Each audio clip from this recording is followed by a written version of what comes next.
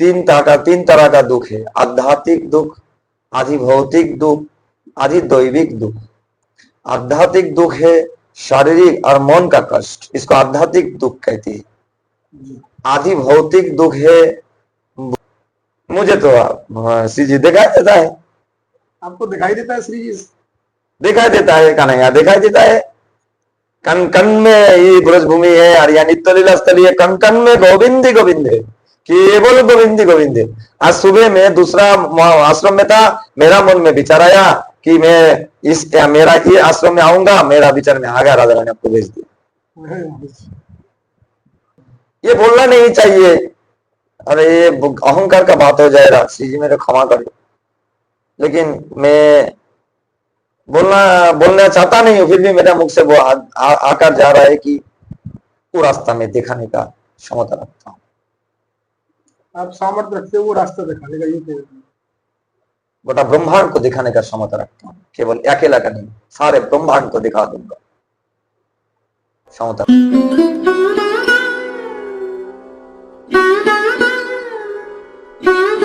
राधे राधे। आप सभी भक्तों का एक बार फिर स्वागत है संत यात्रा में।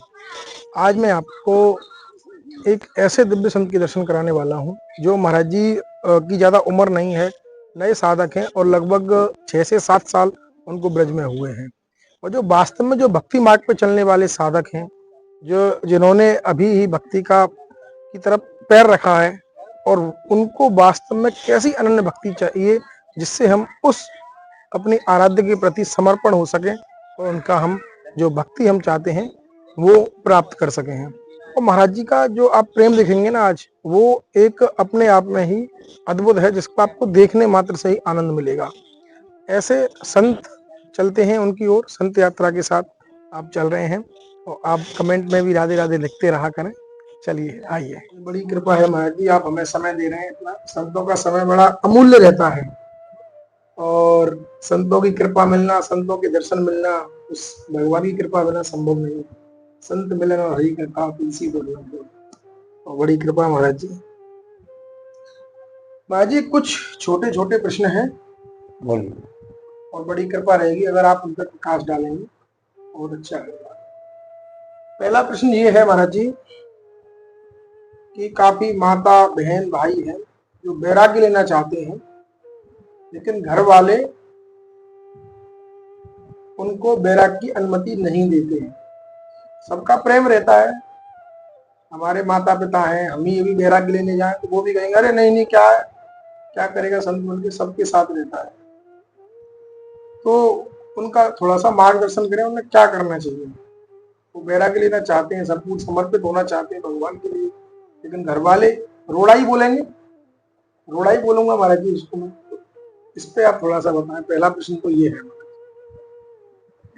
पहला बात है कि जो वैराग्य लेना चाहती है वो कौन सा कंडीशन में है, कौन सा हाल में है, क्या वो गृहस्थी है या तो प्रश्न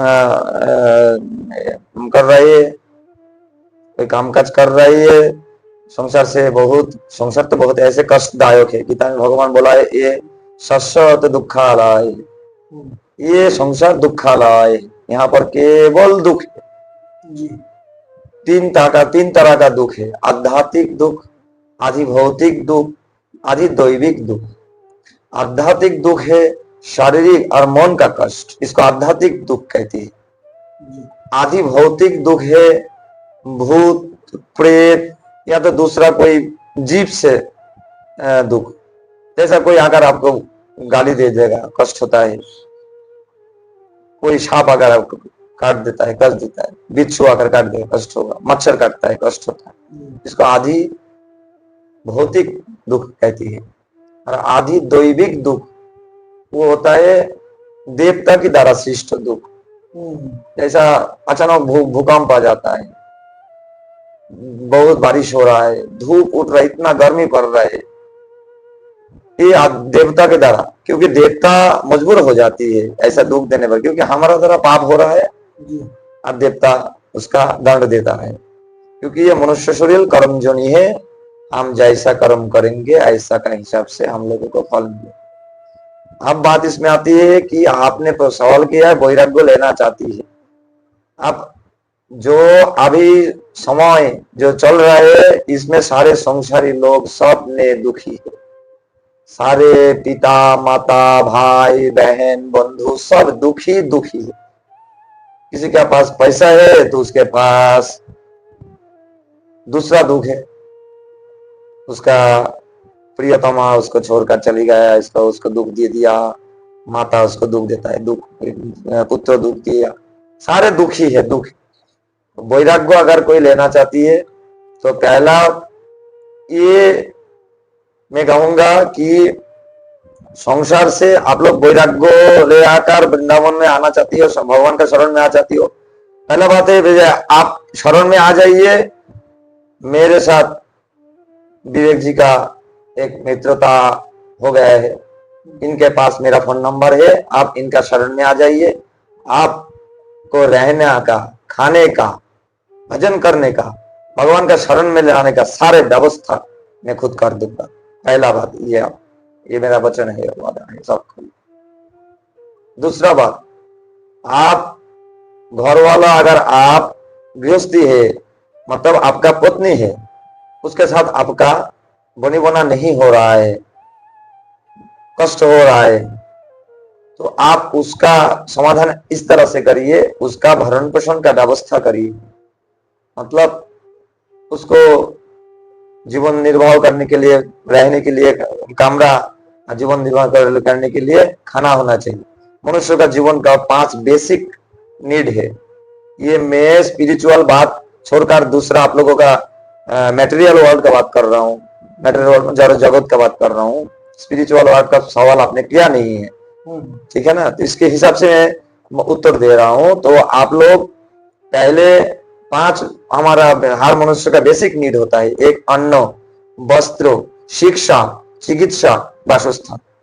आप वैराग्य लेना चाहती है, इसका मतलब है आपका ऊपर जो निर्भरशील है उसका इस 5 चीजों का आपका व्यवस्था करके आपको संसार से वैराग्य लेना पड़ेगा। पत्नी के साथ दुख पा रहा है, कष्ट पा रहा है, भगवान का शरण में आना चाहती है, तो इस 5 व्यवस्था करके आप शरण में आ जाओ। वृंदावन आने के बाद आप लोगों का रहने का, खाने का, भजन करने का, भजन का स्थान देने का सारे जिम्मेदारी मेरा है। ये राधा रानी करेगा आपके लिए। ये तो महाराज जी उनके लिए हुआ जो यहाँ पे बैरागी लेके यहाँ पे आना चाहते हैं, और यो यहाँ से इस ब्रज धाम में 5 साल 10 साल 15 साल 20 साल से इस ब्रज धाम में उस भक्ति मार्ग पे चल रहे हैं, लेकिन आज तक उनको उस भक्ति का कोई ऐसा अनुभव नहीं हुआ। उस राधा रानी के लिए आए हैं, हमारे कन्हैया के लिए आए हैं, तो क्या ऐसा भी कोई रास्ता होता है? क्योंकि रास्ता तो है जाने का, लेकिन हर एक को पता नहीं, हर एक को पता नहीं। तो क्या ऐसा भी कोई रास्ता है कि हम हमारी आराध्य राधा रानी के उनको पा ना सके, उनके नजदीक पहुंच सके, थोड़ा सा भगवान श्री कृष्ण के पास पहुंच सके? नहीं, तब तो अगर नहीं होता तो साधु शब्दों का अर्थ ही नहीं होता। मुझे तो श्री जी दिखाई देता है। आपको दिखाई देता है? श्री जी दिखाई देता है, कन्हैया दिखाई देता है। कन कन में ये ब्रजभूमि है, और या नित्य लीला स्थली है, कन कन में गोविंद ही गोविंद है, केवल गोविंद ही गोविंद है। आज सुबह में दूसरा आश्रम में था, मेरा मन में विचार आया कि मैं मेरा ये आश्रम में आऊंगा, मेरा विचार में आ गया, राधा रानी आपको भेज दिया। अभी ने फोन किया था, मैंने फोन किया सुबह? मैं नहीं किया। मुझे तो केवल लीलामय का लीला ही देखता है। अब बाकी जो लोग भक्तिपथ में आया है, भक्ति का नजर नहीं करने पा रहा है, उनका रास्ता नहीं मिल रहा है, उसको रास्ता दिखाने वाला कोई आज तक मिला नहीं, इसलिए वो भटक रही है। भटकते ही जाएगा 84 लाख जनी, 84 लक्ष जनी। कभी चींटी था, कभी हाथी था, कभी तिमिमास था, कभी ब्रह्म भी था, ठीक है ना? तो वो रास्ता दिखाने वाला कोई है नहीं, रास्ता उन लोगों को मिला नहीं है। रास्ता दिखाने वाला मिल जाएगा तो वो भी दर्शन मिलेगा। दर्शन देने के लिए प्रभु बैठा हुआ है, और रास्ता नहीं मिल रहा है सबको। वही मैं पूछ रहा हूँ, रास्ता नहीं मिल रहा है। रास्ता नहीं मिल रहा है। रास्ता 3 है, एक कर्म मार्ग है, एक ज्ञान मार्ग है, एक भक्ति मार्ग है। सबसे आसान रास्ता भक्ति मार्ग है। ज्ञान मार्ग में आपका पतन होकर ना होने का संभावना है, कर्म मार्ग में पतन होने का संभावना है। ज्ञान मार्ग भक्ति मार्ग क्या है, ये मैं थोड़ा सा स्पिरिचुअल समझा देता हूँ। बांदर देखा है? बांदर, बंदर देखा है। अरे बिराल देखा है? बिराल बिल्ली होता है ना, बिल्ली, हाँ, बिल्ली होता है। हाँ, हाँ, बिल्ली। तो बादुर का बच्चा, बिल्ला का बच्चा क्या करते हैं देखो। बादुर का बच्चा जाकर खुद माँ को पकड़ लेता है, और बादुर जहां जाता है देखना, बादुर का बच्चा खुद नीचे से माँ का गोद को पकड़ लेता है, और बादुर झपाझपी करता है, यहाँ इस पेड़ से उस पार से उस पेड़, इस बिल्डिंग से उस बिल्डिंग। अब अगर बांदर का बच्चा पड़कर गिर जाएगा तो मर जाएगा। अब उसका क्या हालत होगा माँ नहीं जानता। माँ तो पकड़ नहीं है उसको, उसने खुद पकड़ा माँ को। ये होता है ज्ञान मार्ग। मतलब हम बहुत ज्ञानी है, भगवान तू ज्ञानी है, तू रह जा, भगवान के पास ज्ञानी का कोई दाम नहीं, सीधा हाथ है, ठीक है ना। समझे। तू पकड़ लिया मेरे को, तू जितना दिन जितना तो तू ज्ञान का बात करेगा उतना तो तू बच गया। जैसे बादुर की बच्चा है। और भक्ति मार्ग देखो, बिराल का बच्चा क्या करती है, ये बिराल का बच्चा है तो कुत्ता का बच्चा समझ लो, छोटा बच्चा है, और माँ का ऊपर चुपचाप पड़ रहा है। अब माँ उसको देखो, बिराल का बच्चा मेरे आंखों का सामने देखा हूं, कुत्ता का बच्चा क्या करता है, चुपचाप पड़े रहता है। अब जब भी देखता है कोई उसको मेरा बच्चा को खाने आता है, कुछ कष्ट आता है, तो अब मां जाकर उसको गर्दन पकड़ लेता है कुत्ते का बच्चा का, और ऐसा करके पकड़ता है कि उसका कोई कष्ट ना आए। इतना बड़ा दांत है कुत्ता का, अगर काटेगा तो हमारा ब्लीडिंग हो शुरू है। और कुत्ता जाकर उस कुत्ते के बच्चे का हल्का करके ऐसे अच्छा करके पकड़ लेकर ऐसा स्थान में लेकर चले जाएगा जहां उसको ना कोई कष्ट होगा ना कोई दुख होगा, वो आराम से रह पाया जाएगा। तो ये होता है भक्ति मार्ग। मतलब मां अगर खुद पकड़ लेगा, भक्ति मार्ग है श्री जी स्वयं पकड़ लेगा। तो अगर मां खुद पकड़ लेगा तो मेरा क्या चिंता है, मैं तो चुपचाप मां का ऊपर निर्वाचन लूंगा। भक्ति कैसे करना है, मां खुद पकड़ लेता है तो हमारा चिंता क्या है। और हम ज्ञानी बनेंगे तो भगवान बोलेगा, श्री जी बोलेगा तू तो पकड़ लिया, ज्ञानी ज्ञानी की बात कर रहे हैं, बोले बोले हम बहुत ज्ञानी है, तो ज्ञान का बात बोलेंगे हम तो ज्ञानी है, तो भगवान उसकी तरफ ध्यान नहीं देगा। अब तू पढ़कर बहादुर की बच्चा की तरह गिर जाएगा, मर जाएगा, क्या होगा पता नहीं है। असंख्य कोटि जीव है, अनंत अनंत कोटि ब्रह्मांड, अनंत अनंत कोटि जीव है, लेकिन भक्ति है महारानी, भक्ति है माँ। और भक्ति मतलब श्री जी है, और श्री जी जब खुद को पकड़ती है किसी को तो उसका डर नहीं है, कुत्ते के बच्चा की तरह। कुत्ते बच्चा चुपचाप मां को ले जाकर आस्था स्थान में लाकर रख देता है। ये होता है भक्ति का मार्ग। तो ये भक्ति का मार्ग सबको नहीं मिल रहा है, इसलिए कृपा नहीं मिल रहा है। कृपा क्या चीज है जानता नहीं है सभी ने। और कृपा पाने का रास्ता ये आप लोगों को दिखाने वाला कोई है नहीं, आज तक मिला नहीं। ये बोलना नहीं चाहिए, अरे ये अहंकार का बात हो जाएगा, श्री जी मेरे क्षमा करो, लेकिन मैं बोलना चाहता नहीं हूं, फिर भी मेरा मुख से वो आकर जा रहा है कि वो रास्ता में दिखाने का क्षमता रखता हूं। आप सामर्थ्य रखते हो वो रास्ता दिखाने का, ये गोटा ब्रह्मांड को दिखाने का क्षमता रखता हूं, केवल अकेला का नहीं, सारे ब्रह्मांड को दिखा दूंगा, क्षमता रखता हूं।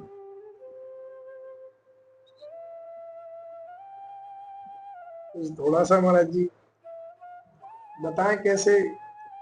आप बताइए सवाल क्या है, वो करेंगे। नहीं, अब आपने बोला मैं ब्रह्मांड को दिखाने का सामर्थ्य रखता हूँ, राधा रानी के दर्शन कराने का सामर्थ्य रखता हूँ, तो आपके पास आना है या कोई आप ऐसा रास्ता बताएंगे हमको, हमें मथुरा जाना है तो गोवर्धन होके जाना है, तो ऐसी राधा रानी से मिलना है तो क्या रास्ता है? पहला ही रास्ता है भक्ति, और कोई रास्ता नहीं है, रास्ता है ही नहीं कलियुग में भक्ति। तो भक्ति भी महाराज जी कैसे करें, यही तो दिक्कत है। यही तो सवाल आपका मुख से सुनना चाहते थे, भक्ति कैसे करें, सवाल आपका आया है अभी तक आया। देखो आप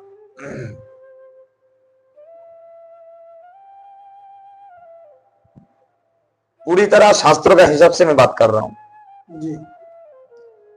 कोटि कोटि ज्ञानी पुरुष का माध्यम से एक जीवन मुक्त होता है जी। कोटि कोटि मुक्त पुरुष का अंदर एक कृष्ण भक्त होता है, कोटि कोटि जीव का अंदर। इसलिए शास्त्रों में बोल दिया है कि गीता में भगवान ने बोला है कि सहस्त्र सहस्त्र मनुष्य का अंदर एक मेरे बारे में जानने का कोशिश करता है। उस जो सहस्त्र सहस्त्र जीव जानने का मुझे कोशिश कर रहा है, उसका अंदर कोई जीव मेरे ज्ञान का बारे में जानकर सिद्धि प्राप्त करता है, और उस जो सिद्धि प्राप्त किया है जीव, उस जीव का अंदर कोई जीव मुझे प्राप्त करता है।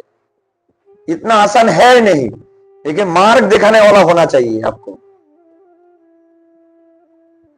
तो इसलिए भगवान बोले कोटि ज्ञानी पुरुष का अंदर एक मुक्त होता है, कोटि मुक्त का अंदर एक भगवत भक्त होता है, कृष्ण भक्त होता है। अब भक्ति मुझे कैसे करना है? अब भक्ति का बहुत भाग होता है। जैसा भक्ति का भाव है कि आप कौन सा भक्ति प्राप्त करना चाहता है, निर्गुण शुद्ध भक्ति, प्रेम भक्ति, प्रेम पराध भक्ति, प्रेमातुर भक्ति, बहुत तरह का भक्ति होता है। ठीक है, भगवान के साथ हर जीव का, ब्रह्मांड का हर जीव का संबंध रहता है।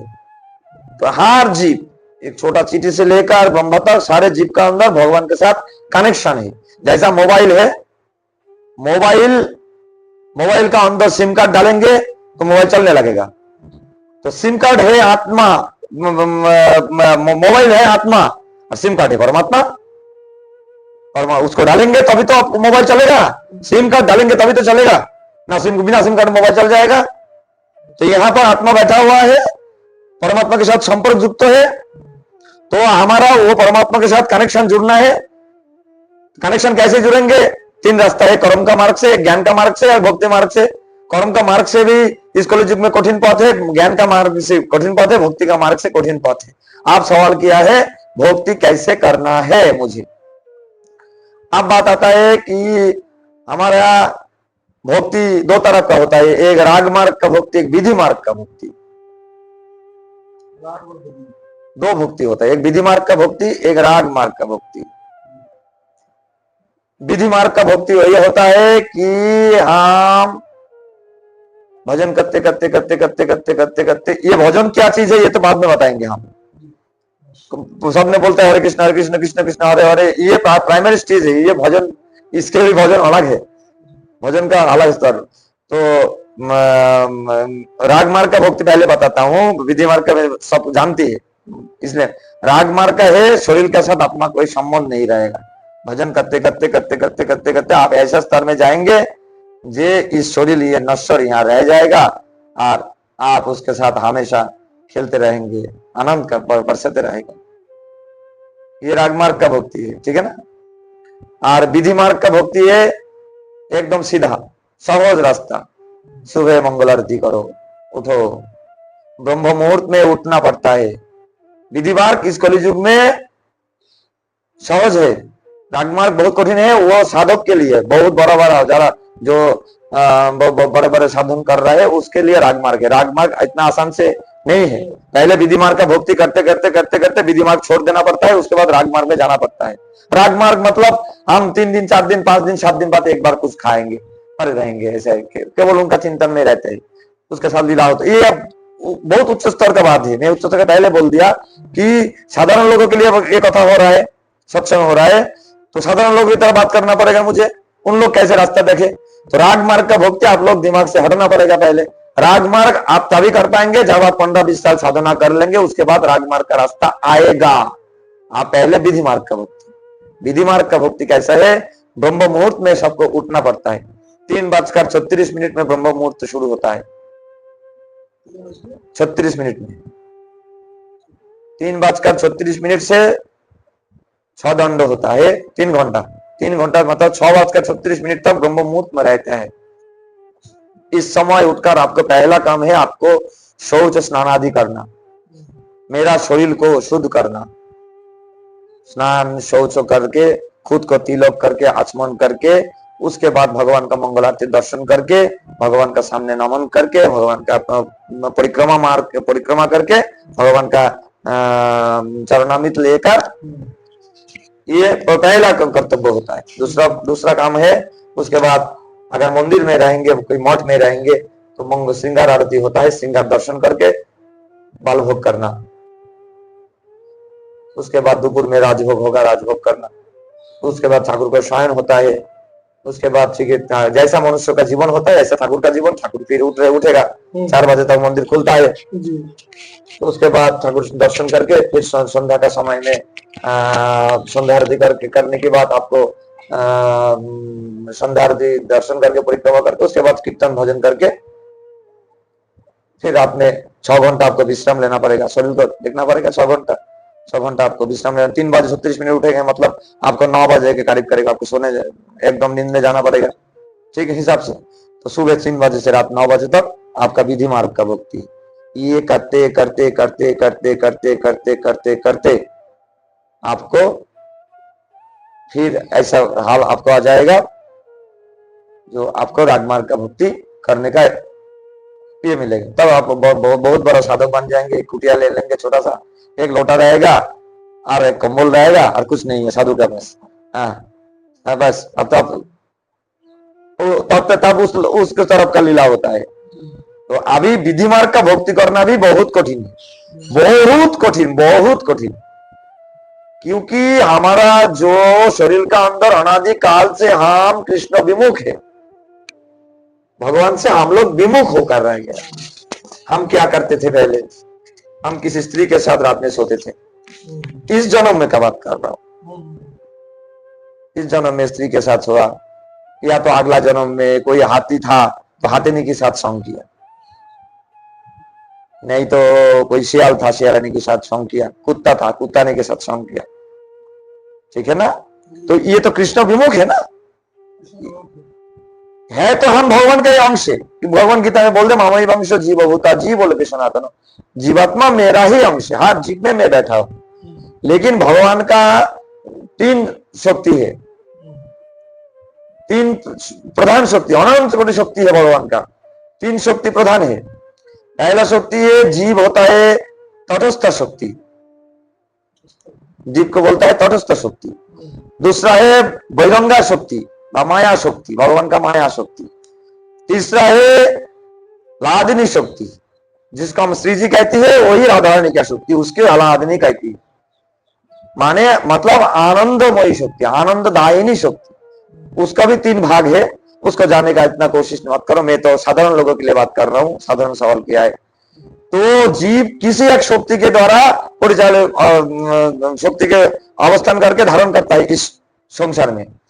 यहाँ तो माया शक्ति के साथ वो रहती है, नहीं तो राधा रानी के साथ, श्री जी के साथ लादिनी शक्ति में रहती है। तो 99% जीव माया शक्ति के साथ अवस्थान करती है। क्योंकि इसलिए बोलते हैं कोटि ज्ञानी का अंदर एक मुक्त होता है, कोटि मुक्त का अंदर एक कृष्ण भक्त होता है। वो बहिरंग शक्ति को आप त्याग कर पाएंगे, माया शक्ति को, तभी आप श्री जी के साथ रह पाएंगे। माया शक्ति के छोड़ के लादिनी शक्ति, मतलब ये 84 लाखों का जोनी आपको छोड़ना पड़ेगा। समझ गया क्या? हम ये 84 जो की जोनी है, जो है हम सब माया शक्ति के साथ, भगवान का बहिरंग शक्ति के साथ, वो भी भगवान का शक्ति है। मतलब जो हम कुत्ता के साथ एक कुत्ते ने का जी रहा था, यहाँ तो हम एक पति या पत्नी बनकर जो समय कटा रहा हूँ, ये माया शक्ति के द्वारा हम कटा रहा हूँ। उसका अच्छा लग रहा है, उसका आलिंगन कर रहा हूँ, एक साथ रह रहा हूँ। ये भगवान का शक्ति है, बहिरंग शक्ति है, माया शक्ति। अब कुछ दिन साथ बात उसका अच्छा नहीं लगता है, संसार में कलह हो रहा है, दुख पा रहा है सबने, अब सबने जाकर भगवान का शरण में आना चाहता है, अब आकर श्री जी के पास आना चाहता है। ये होता है लादिनी शक्ति। अब वो है भक्ति मार्ग। तब आपको अनर्थ, इसको अनर्थ निवृत्ति कहती है। जो आपने गुजार चुका है, इसका जिंदगी कटाया है, तो उसको तो पहले नष्ट करना पड़ेगा भाई। कर्म फल नष्ट करना पड़ेगा। नहीं, आपने कर्म करके आया है, 84 लाखों का जोनी कर्म किया है, फिर इस जन्म में भी आपने पत्नी बनाया, पिता का साथ माता का साथ संपर्क है, तो वो जो आपका शरीर का अपूर्ण रह गया है, उसको तो आपका नष्ट करना पड़ेगा। अब वो कैसे नष्ट होगा? वो भक्ति करने से ही नष्ट होता है। वो सुबह मंगल आरती करेंगे, श्रृंगार का ठाकुर दर्शन करेंगे, चरणामृत लेंगे, दोपहर में राजभोग खाएंगे, शाम को संध्या आरती करेंगे, कीर्तन करेंगे। ये जो भक्ति का मार्ग आपको दिखाएंगे, सदगुरु दिखाएगा, तब उस अनर्थ धीरे धीरे धीरे धीरे करते रहेगा। बैंक बैलेंस खाते होगा, आपने जो कमाया है इतना दिन तक कमाया तो है ना, वो भक्ति करने से वो मुक्ति मिलता है। इसलिए बोला है कति ज्ञानी का अंदर एक मुक्त है, कति मुक्त का अंदर एक भक्त है। तभी आप भक्त बनेंगे। भक्त हम लोग कोई नहीं बनता है, अभी भक्त नहीं हुआ है, मुक्त भी नहीं हुआ है, भटक रहा है 84 लाख जोनी। कभी भी हमारा मौत आ सकता है, हम 84 लाखों का जोनी में चले जाएंगे। सीधा हिसाब है, हिसाब में कोई गड़बड़ी होगा नहीं, भगवान के हिसाब में भी गड़बड़ होता नहीं। इसलिए इस संसार में सदगुरु मिलना बहुत कठिन होता है, सदगुरु मिलना बहुत कठिन। जो रास्ता दिखाए, मार्ग दिखाए, मार्ग क्या है। अर्जुन को प्रश्न किया रहा, प्रश्न पहले कौन सा कहां शुरू किया था? ऐसा स्थान में भगवान ने शुरू किया था, युद्ध क्षेत्र में। और कोई स्थान में तो भगवान का नहीं मिला। कहां मिला? युद्ध क्षेत्र। वो क्या था? कर्म क्षेत्र था। अर्जुन को बोल रहा है युद्ध कर। अब युद्ध तो भाई दुर्योधन भी कर रहा था, अर्जुन भी कर रहा था। अर्जुन किसके लिए युद्ध कर रहा था? भगवान के लिए कर रहा था। इसलिए उसको युद्ध में उसका विजय प्राप्त हुआ। उसका सामने कौन कौन था? अंगराज कर्ण था, पितामह भीष्म था, महारथी द्रोण था, कृपाचार्य था। इतना बड़ा सेना था। और भगवान अर्जुन के पास कौन था? अकेला कन्हैया था। वो भी बोला था मैं निरस्त्र रहूंगा, कोई अस्त्र नहीं करूंगा। तो भगवान शुरू किया जाकर कहा? गीता कर्म क्षेत्र में। अब पहले बोल रहा है तू पहले अर्जुन को शिक्षा दिया, तू पहले कर्म कर। अब द्वितीय दूसरा आता है, द्वितीय गीता का 6ठ अध्याय में शुरू होता है। अब ज्ञान मार्ग में चले जाता है। ज्ञान मार्ग शुरू होता है 6ठ अध्याय से।